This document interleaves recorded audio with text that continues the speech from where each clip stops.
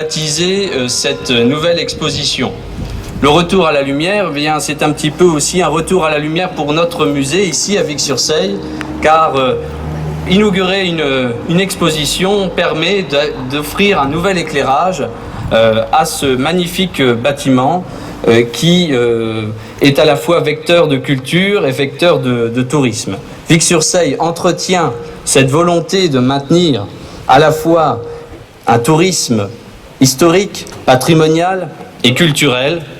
Et la présence du musée départemental Georges de la Tour est précieuse à Vic-sur-Seille, mon cher Jean. La commune continue d'engager un certain nombre d'actions en faveur du tourisme. Le département n'est pas le seul à agir dans le Saulnois, et à Vic-sur-Seille en particulier, puisque Vic-sur-Seille souhaite s'engager dans la labellisation du Petite Cité de Caractère. Petite Cité de Caractère, c'est un label breton qui fête cette année ses 40 ans, un label qui s'est étendu progressivement de l'ouest et qui arrive à l'est, et Vic-sur-Seille souhaite être la première commune de Lorraine à être labellisée Petite Cité de Caractère.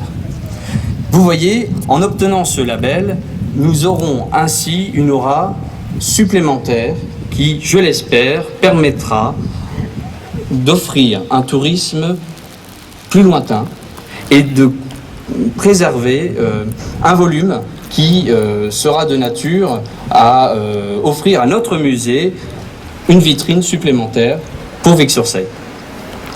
Je souhaite à toutes et à tous une belle visite de cette nouvelle exposition. Je souhaite que les 2 mois qui arrivent offrent une magnifique image retrouvée de Georges de la Tour. Merci au département de son investissement, merci de ta présence et belle exposition.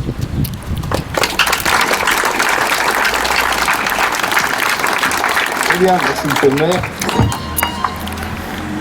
Monsieur le maire, Monsieur le sénateur est président honoraire du conseil départemental. Monsieur le député, qui est timide et qui n'ose pas s'approcher.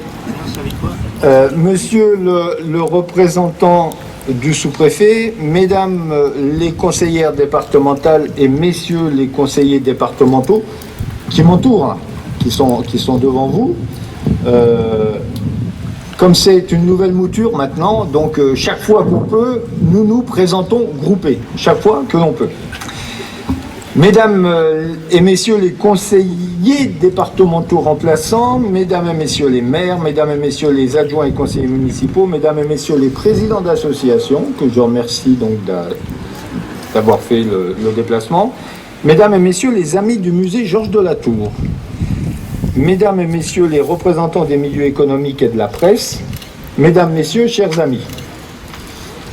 C'est avec un grand et réel plaisir que je vous accueille sous ce chaud soleil estival, mais à l'ombre, vous l'avez remarqué, au musée Georges de la Tour, au nom du président du conseil départemental, ainsi qu'au nom des conseillers départementaux de Moselle et de la commission en charge de la culture, responsabilité la culture plus spécialement dévolue plus spécifiquement à mon collègue Jean-Claude Cunat, présent ici, donc vice-président, que je salue, tout comme Fernand Lormand.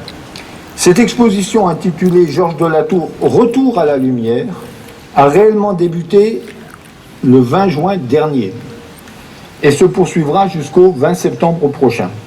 Par votre présence amicale et nombreuse, vous témoignez de votre attachement à cet événement, mais aussi à ce lieu de diffusion culturelle en milieu rural que constitue le musée Georges de la Tour de Vic-sur-Seille.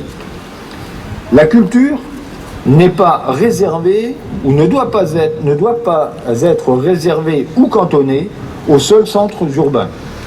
Nous en avons ici, et depuis longtemps, cher Philippe, une démonstration éclatante.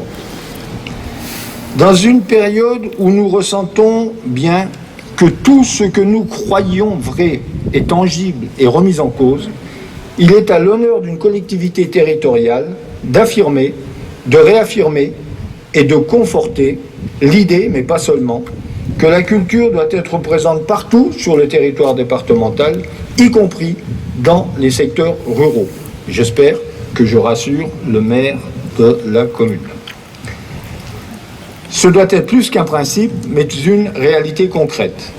Il est vrai que les contraintes budgétaires qui nous sont imposées, je dis bien qui nous sont imposées, appellent de notre part plus de vigilance, exigent de notre part une adaptation et, si possible, une intelligence de situation.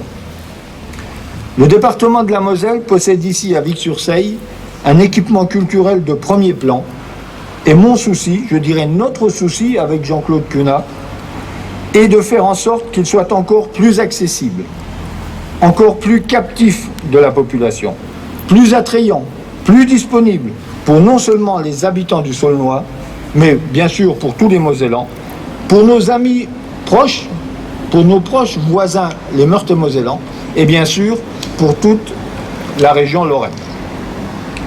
En accueillant pour cette exposition le reniement de Saint-Pierre et le nouveau-né, ce sont donc 4 tableaux majeurs qui se trouvent ici à Vic-sur-Seille, avec les permanents que sont le Saint-Jean-Baptiste dans le désert et la tête de femme.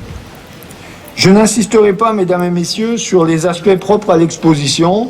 Je laisserai ce soin, lors des visites, à la fois à Patrick Absalon, donc, qui est le directeur, et Laurent Turner, qui est le commissaire de l'exposition, et ils vous donneront tous les renseignements que vous souhaitez au fur et à mesure de l'avancée de cette visite.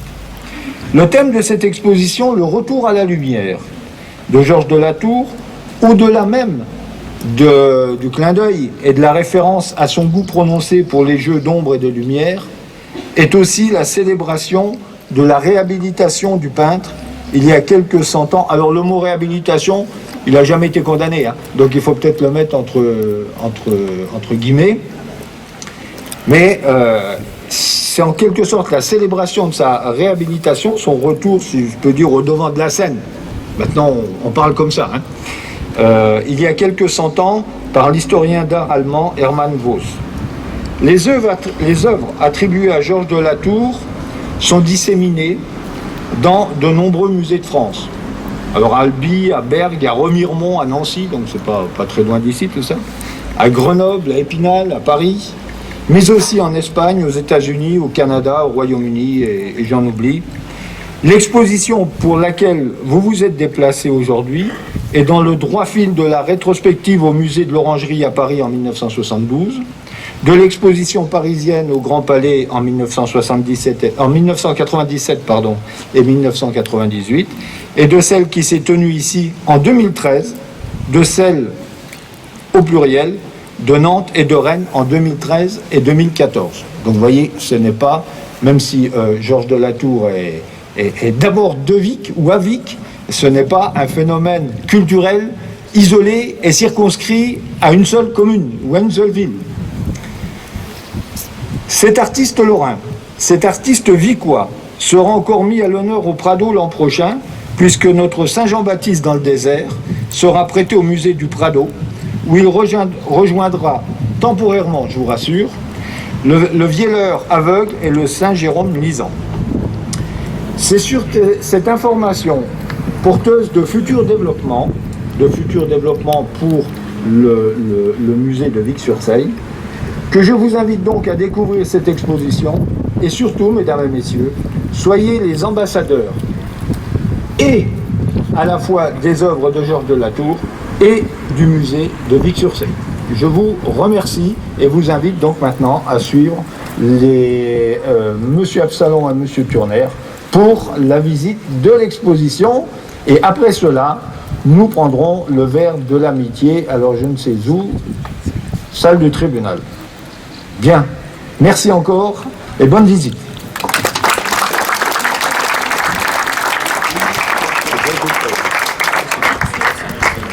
Alors, comment on travaille ?